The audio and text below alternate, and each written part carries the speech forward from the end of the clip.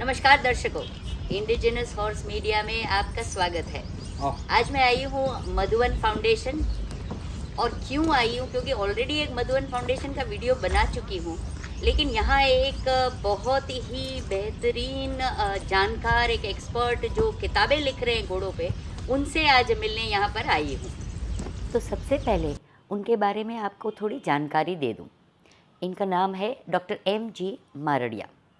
वे 9 साल तक जूनागढ़ में इक्वाइन वेट रह चुके हैं और 19 साल तक वे राजकोट म्यूनिसिपल कॉरपोरेशन के ज़ू में सुपरिंटेंडेंट भी रह चुके हैं।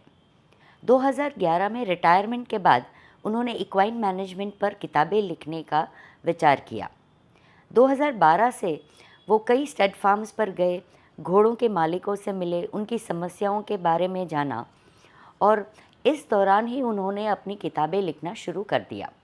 उनकी किताबों के नाम कुछ इस तरह से हैं: अश्वदर्पण, अश्वपालन ग्रंथ, अश्व प्रेम नो दरियो, अश्व समझ। ये किताबें अभी फ़िलहाल गुजराती भाषा में है और किंडल नाम के ऐप पर आप डाउनलोड करके पढ़ सकते हैं। उनका कहना है कि जल्द ही वो हिंदी भाषा में भी अपलोड करेंगे। अपनी किताबों के माध्यम से वे भारत के अश्वों की ब्रीड को संरक्षित करना चाहते हैं। डॉक्टर मारडिया के साथ आप 2 एपिसोड देखेंगे। ये 2 एपिसोड में हम जानकारी लेंगे कि ब्रीडिंग के लिए स्टैलियन कौन सा और कैसा पसंद करें, कौन से कलर की घोड़ी और कौन से कलर का घोड़ा ये मेटिंग करवाने से उनका रिज़ल्ट क्या आएगा, फॉल हीट क्या है।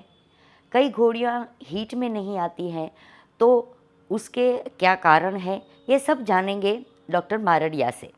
तो आइए बातचीत करते हैं डॉक्टर मारडिया से। नमस्कार सर। नमस्कार। बहुत अच्छा लगा आपसे मिलके और आपने समय दिया, वो भी बड़ी बात है।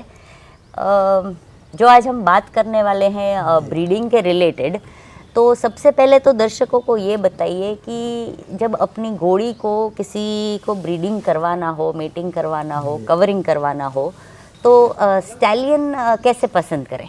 ठीक, वो आपका प्रश्न बहुत अच्छा है और सब पशुपालक को ये जानना चाहिए कि कैसे स्टेलियन पसंद करना चाहिए। सब स्टेलियन से सब घोड़ी को अच्छा बच्चा मिलना ऐसा संभव नहीं है, इसलिए अपनी घोड़ी देख के स्टेलियन पसंद करना चाहिए। ब्रीडर को सबसे पहले अपनी घोड़ी कैसी है, घोड़ी में क्या वीकनेस है, क्या प्लस पॉइंट है, वो पहले इवेल्यूएशन घोड़ी का करना चाहिए। जब तक अपनी घोड़ी को नहीं पहचानता तब तक वो अच्छा बच्चा नहीं ले सकता। तो जो घोड़ी में खामी है वो सुधारने के लिए, बच्चे में सुधारने के लिए जो स्टेलियन पसंद करता है उसमें वो प्लस पॉइंट है नहीं है। अच्छा, मतलब अपनी घोड़ी का पहले वीकनेस देख ले। हाँ। और स्टैलियन ऐसा पसंद करें कि जिसमें वो वीकनेस कवर हो जाए। वो बच्चे जो बच्चा है उसमें वो कवर हो जाए। अच्छा। और स्टेलियन को पसंद करने के लिए 3-4 बात खास ध्यान में रखने की ज़रूरत है। पहला है उसका बॉडी कन्फर्मेशन, तो उसका बॉडी कन्फर्मेशन कैसा है, सब पॉइंट कैसा है, वो ब्रीड का कैरेक्टरिस्टिक है कैसा है, वो देखना चाहिए।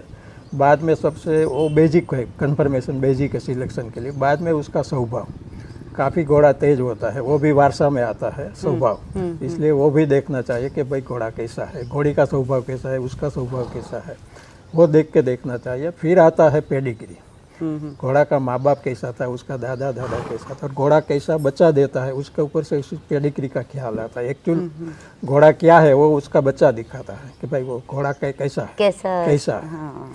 तो उसके मुताबिक आगे बढ़ना चाहिए।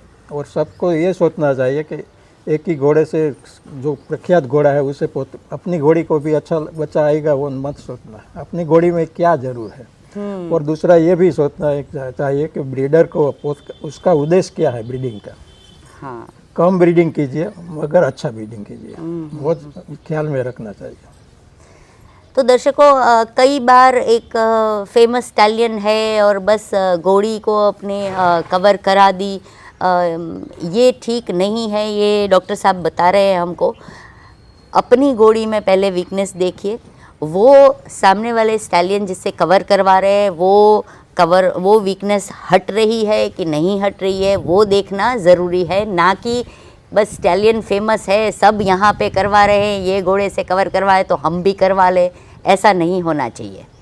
तो डॉक्टर साहब, आपने जो अभी बात की उसमें आपने एक शब्द का उपयोग किया, पेडिग्री। तो दर्शकों को समझाइए ये पेडिग्री क्या है, क्या महत्व है उसका। अश्व के ब्रीडिंग में पेडिग्री शब्द बहुत प्रख्यात है। पेडिग्री का मतलब होता है वारसो। माँ बाप से क्या मिलने वाला है बच्चे को, उसको हम पेडिग्री बोलते हैं। काफ़ी बार अश्वपालक ब्लड लाइन देख के ब्रीडिंग करते हैं, मगर पेडिग्री है वो तीन जनरेशन से आगे, बाप दादा और परदादा से आगे तो काफ़ी उसका कोई बहुत ज़्यादा रोल नहीं होता है। इसलिए बहुत आगे सोच के जो ब्रीडिंग करता है उसमें कभी भूल होने की संभावना है। तो तीन जो वारसा होता है 3 पीढ़ी का, वही देखना चाहिए। और अच्छी बात तो ये है कि घोड़ा का बच्चा कैसा आता है उसका अभ्यास करना चाहिए और एवरेज लेना चाहिए। कोई 1-2 बच्चे से उसका घोड़े की कीमत नहीं आंकना चाहिए। 10 बच्चा निकला है तो 10 में से कितना अच्छा मिला, कितना नहीं, वो देख के काम करना। दूसरी बात ये सोचना चाहिए कि घोड़ा है उसका भाई और उसकी बहन, उसकी प्रोजेनी, उसका बच्चा कैसा है, जो उसमें भी वो पॉइंट आता है। तो घोड़े में अपने बच्चे, जिस घोड़े से आप ब्रीडिंग करवाते हैं उससे अपने बच्चे में आने की संभावना बढ़ जाती है। इसलिए प्योर ओनली पेडिग्री दुख के ब्लड लाइन देख के ब्रीडिंग करना ठीक नहीं है। पॉइंट जो आप बोल रहे हैं कि ये पॉइंट आने चाहिए, तो उसमें जैसे लोगों को ब्लेज का बहुत शौक है, सॉक्स का बहुत शौक है कि सब वाइट सॉक्स हो, या पंचकल्याण आए, या कोई टेम्परामेंट जो घोड़े का या घोड़ी का है, नेचर उसका है, वो सब चीज़ इसमें इंक्लूड हो जाती है। ये जो स्वभाव होता है वो वारसा में मिलता है। घोड़ा कैसा है और घोड़ी कैसी है। जो घोड़ी तूफानी होती है उसका बच्चा भी तूफानी होता है, क्योंकि बाप का रोल उसमें कम आता है, उसके पास ही उछड़ती है, वो सब उसके पास से सीखता है। तो वो भी देखना चाहिए। और जो वारसा में मिलता है, ऊंचाई वारसा में मिलती है, और सब जो कैरेक्टर आपने बोला वो सब की हेरिटेबिलिटी, कितना वारसा आएगा वो तय नहीं होता है। कुछ का कम होता है, हाइट है तो उसकी हेरिटेबिलिटी 60%, 10 से 60% आता है। तो जो हाइट की आप चेंज करना मांगते हो तो उसमें ज़्यादा सफलता मिलती है। अच्छा। काफ़ी कैरेक्टर ऐसा है उसमें 10% ही हेरिटेबिलिटी होती है। तो उसमें तो आपसे मिला तो मिला, नहीं तो उसमें ज़्यादा जनरेशन लग जाता है सुधार करने के लिए, वो भी देखना चाहिए। सपोज घोड़ी को ब्लेज नहीं है और स्टैलियन में ब्लेज है, तो वो पॉसिबिलिटी कितनी है कि बच्चे में ब्लेज आएगा या नहीं आएगा, या वो कैसे डिसाइड होता है? वो अभी तक तो संशोधन उसके ऊपर चल रहा है। अच्छा। उसका जीन्स अभी स्टडी नहीं हुआ है। मैंने काफ़ी बार उस पर तय किया कि भाई ये हमको ये चाहिए ब्लेज, और स्ट्राइप चाहिए, ब्लेज चाहिए, मगर ये उसका कोई कह नहीं सकता है कि क्या जीन्स है। दूसरा जीन्स आइडेंटिफाई हो गया है कि इस जीन्स से हाइट मिलती है, इस जीन्स से स्वभाव मिलता है, वो हुआ है घोड़े में। ये अभी चल रहा है। अच्छा। इसी में आगे अगर हम कलर की बात करें जी, तो जैसे सपोज घोड़ी रोजी है जी, स्टैलियन ब्लैक है, जी। तो बच्चा कैसा आएगा? बच्चा आने के लिए कि कौन सा जीन्स कॉम्बिनेशन बच्चे में होता है माँ बाप से, उसके ऊपर आधार रखता है। अगर कलर की बात सोचे तो जो रोजा कलर है वो दूसरे कलर के ऊपर हावी हो जाता है। अच्छा। डोमिनेंट कलर है। तो जो रोजा का जीन्स आएगा तो परफेक्ट वो रोजी ही होगा बच्चा। अच्छा। स्टेलियन ब्लैक है तो वो नहीं आएगा। नहीं आएगा। इसी तरह रोजा कुमेत को सप्रेस करता है, कुमेत कलर चेस्टनट को सप्रेस करता है। ओके। चेस्टनट कलर सबसे सप्रेस होता है। अच्छा। इसलिए कलर कॉम्बिनेशन भी देखना चाहिए कि तुम कैसा कलर चाहते हो। तो अगर जो जीन्स ऐसा, और दूसरी बात यह है कि जो हम स्टेलियन यूज़ करते हैं उसमें काफ़ी जीन्स चेस्टनट कलर का भी जीन्स होता है, आगे से चल रहा है, और कभी कुमेत का भी होता है। इसलिए हम रोजा घोड़े के ब्रीड करते हैं तो उसमें भी चेस्टनट कलर का बच्चा मिलता है, कभी पालो मेनू मिल जाता है, ऐसा होता है। ओरिजिनली घोड़ों के अभी देखते हैं इतने सारे कलर्स दिख रहे हैं, तो ओरिजिनली क्या है यही कलर्स थे कि ये सब क्रॉस ब्रीडिंग की वजह से हुआ है? आजकल जो हम कलर देखते हैं और घोड़ा के ब्रीड देखते हैं जुदी जुदी, वो सब ब्रीड नेचुरली नहीं है, वो हमने बनाई हुई है, आर्टिफिशियल है वो। तो कलर के बजाय इसलिए जुदा जुदा कलर की हमको मिलती है देखने के लिए। डॉक्टर साहब, कभी कई लोगों की ऐसी शिकायत रहती है कि उनकी घोड़ी हीट में नहीं आती है, तो इसका कारण क्या है? उसका बहुत सा कारण है, जुदा जुदा कारण मिलते हैं, पैथोलॉजिकल भी है और नेचुरल भी है। पहला कारण तो वो सोचना चाहिए कि घोड़ी की जो हीट में आती है उसका आधार उसकी अंडपिन कैसे काम करती है उसके ऊपर रहता है। अंडपिन काम करती है तो ही फॉलिकल डेवलप होगा, फॉलिकल डेवलप होगा और ईस्ट्रोजन का लेवल बढ़ेगा तो भी हीट का सिम्टम हमको देखने को मिलता है। कभी ओवरी काम नहीं करती है तो और धीरे से काम करती है तो भी सिम्टम नहीं मिलता है। पहला ओवरी के काम करने के लिए हीट जो सूर्य प्रकाश है वो ज़रूरत बात है। कभी अच्छा। हाँ, सूर्य प्रकाश 18 कलाक 16 कलाक तो मिलना ही चाहिए तभी ओवरी। इसलिए जो शियाड़ा होता है ठंडी ऋतु उसमें हीट में नहीं आती है घोड़ी, और गर्मी ऋतु मार्च के पास बाद में शुरू होती है हीट में आने के लिए, वो होता है। तो इसलिए पहला तो सूर्य प्रकाश में देखना चाहिए। फिर होता है कभी सबर होती है घोड़ी फिर भी बोलता है कि घोड़ी हीट में नहीं आती, वो भी एक चांस रहता है। दूसरा होता है उसका पोषण, घोड़ी जो नबड़ी होती है पोषण में तो वो घोड़ी सिम्टम में नहीं दिखाएंगी, और घोड़ी हीट में आएगी मगर कम सिम्टम दिखाएगी तो अपनी जात पहचान में नहीं आएगा। कभी बार ऐसा होता है कि घोड़ी के नीचे बच्चा स्तनपान करता है तो भी घोड़ी हीट में नहीं आती है, बंद रहता है। जब हम वो कितना टाइम, क्योंकि कभी कभी तो मैंने सुना है कि 10-10 महीने के वछरा हो जाता है फिर भी स्तनपान कर रहे हैं। हाँ। तो वो कितना टाइम तक हीट में नहीं आएगी? 6 महीने तक 6 महीने स्तनपान कराना चाहिए, बाद में तो कम दूध हो जाता है फिर तो आ जाती है। उसका पोषण का स्तर कैसे है वो रहता है। और अगर कोई सपोज 4 महीने तक स्तनपान कराए और उसके बाद हीट में आई भी घोड़ी तो क्या कवरिंग करवाना चाहिए या नहीं करवाना चाहिए? एक साइकिल जाने देना चाहिए, फिर अच्छी तरह से साइकिल शुरू हो जाए तो वो अच्छा चांस रहता है ब्रीडिंग के लिए। और दूसरी एक बात है, कभी घोड़ी है वो हीट में आ जाती है तो उसमें प्रेगनेंसी मेंटेन करने के लिए एक अंडपिन ऊपर कॉर्पस ल्यूटेम नाम की ग्रंथि बनती है, तो उससे प्रेगनेंसी मेंटेन होती है। अच्छा। और जो प्रेगनेंसी नहीं होती है तो वो सूख जाती है। अच्छा। कभी कोई घोड़ी में वो सूख नहीं जाती, हाँ। तो वो कभी जब तक वो सूखेगी नहीं तब तक घोड़ी हीट में नहीं आएगी। अच्छा। तो वो डॉक्टर जब हाथ मुँह के और सोनोग्राफी करके देखेंगे तो उसको मालूम हो जाए कि ये ग्रंथि है, तो उसको इंजेक्शन आता है, वो इंजेक्शन लगा से ग्रंथि सूख जाती है तो बाद में 5 दिन बाद 10 दिन बाद घोड़ी हीट में आ जाती है। तो आप कवर करा सकते हैं। मतलब इसका इलाज भी है अगर सबका इलाज है, मगर वो अच्छा डॉक्टर से दिखाना चाहिए, डॉक्टरी सारवार लेना चाहिए। और दूसरा हीट में नहीं आने का सब घोड़ी के लिए एक ही कारण नहीं होता, उसने वो खिलाया तो हीट में आ गई, मैं भी ये खिलाऊँ तो आ जाएगी, ऐसा नहीं सोचना चाहिए। हाँ। अच्छा, आपने बात की कि अगर घोड़ी वीक है तो शायद हीट में नहीं आती है, नहीं आती। तो वीक का मतलब क्या आप वजन में बोलना चाहते हैं कि ओवरऑल उसकी हेल्थ ठीक नहीं है, कैसे? ओवरऑल जो हम बोलते हैं ना कि घोड़ा नबड़ा है, उसका 8 पिंजर दिखाता है, ऐसा नबड़ा होता है तो वो पहले तो अपना शरीर तो मेंटेन करेगा। सुधार कैसे कर सकते हैं? उसको अच्छा पोषण देना चाहिए, उसमें प्रोटीन चना से जो हम जोगान बोलते हैं वो देना अच्छा है। अच्छा। और कभी मिनरल मिक्सचर भी देना चाहिए। कभी मिनरल मिक्सचर की खामी के लिए कारण भी घोड़ी हीट में नहीं आती है, वो भी देखना चाहिए। बैलेंस डाइट होता है तभी घोड़े में अच्छा रहता है। तो बैलेंस डाइट की बात करें तो अभी जैसे पहले के घोड़े तो नेचर में ही जो खाते थे वही चलता था, राज रजवाड़े के पास जब थे। अभी ये ट्रेंड आ गया है कि फीड बनते हैं सब न्यूट्रिशन वाले, तो आपकी राय में फीड देना अच्छा है कि नहीं?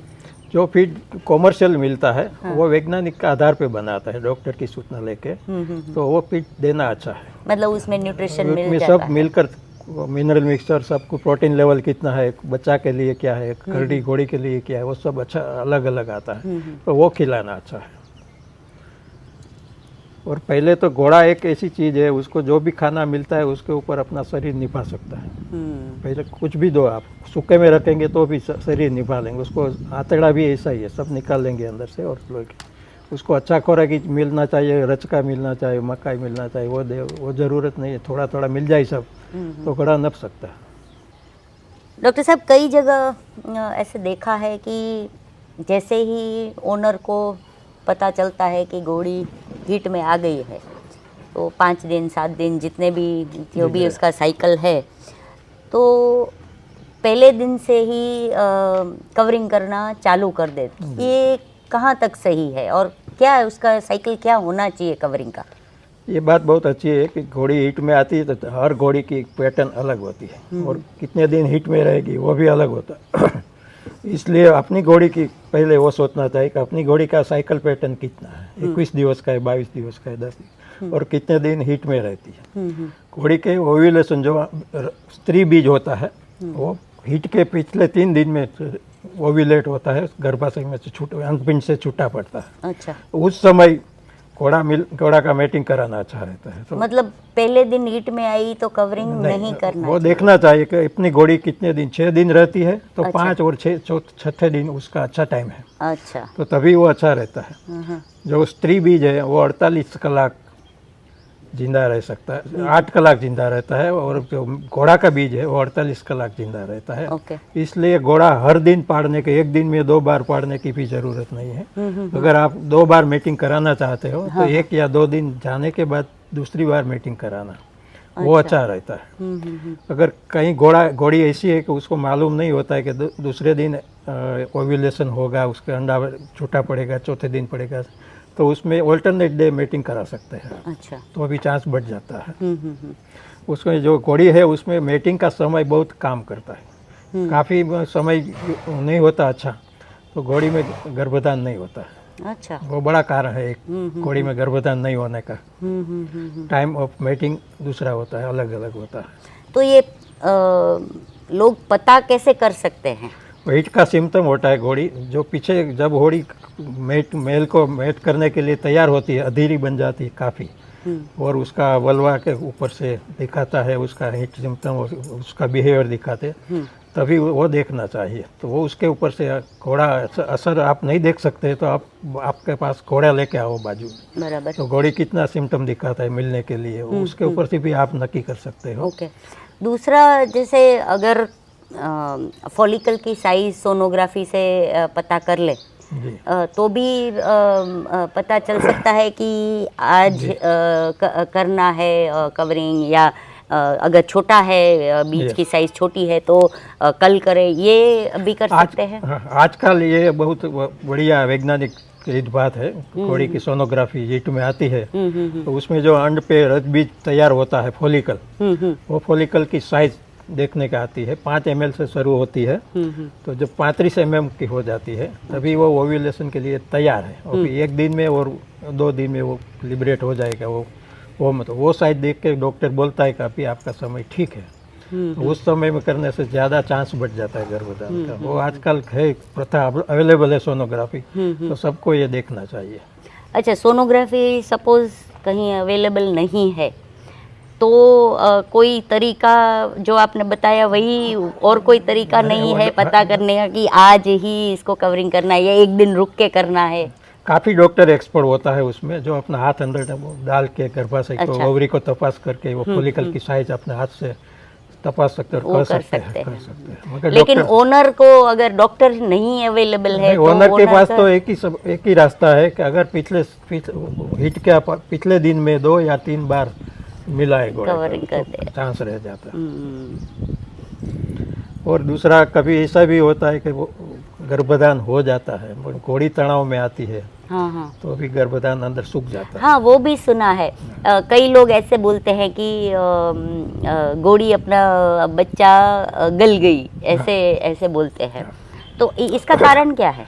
जो 3 महीने का बच्चा होता है गर्भ में, वो हमें नरी आँख से देख नहीं सकते, वो बच्चा निकल जाता है भी मालूम नहीं होता, अंदर होता है तो भी मालूम नहीं होता। कभी घोड़ी कवर हो जाती है तो प्रेगनेंसी भी हो जाती है। बाद में स्ट्रेस फैक्टर के लिए स्ट्रेस आता है घोड़ी के ऊपर, वैक्सीनेशन किया, डॉक्टरी सारवार किया, स्टेरॉइड इंजेक्शन दिया, आप रेस में ले गया, ऐसा स्ट्रेस कोई भी आता है, आपने सवारी ज़्यादा किया, अच्छा, तो बच्चा अंदर से सूख जाता है और गर्भाशय में एब्सॉर्ब हो जाता है, वो बाहर नहीं आता। मतलब कवरिंग करने के कितने टाइम तक ये ध्यान रखना है कि उसको कोई स्ट्रेस नहीं आए? सामान्य रीति 3 दिन की, 3 महीने की जरूरत है, 3 महीने की। और कई जगह ऐसा होता है, इंडिया में तो ये बहुत प्रचलित है कि जैसे घोड़ी को आउट ऑफ स्टेशन कोई और स्टेट में लेके गए, कोई गाड़ी में भर के, वहाँ पे कवरिंग करा लिया, चलो घोड़ी शायद प्रेग्नेंट भी हो गई, वापस उसको कितने किलोमीटर चला के फिर अपने फार्म पे ले आते हैं, तो क्या वो भी एक स्ट्रेस लेवल बन सकता है? यस, जर्नी स्ट्रेस लेवल भी है।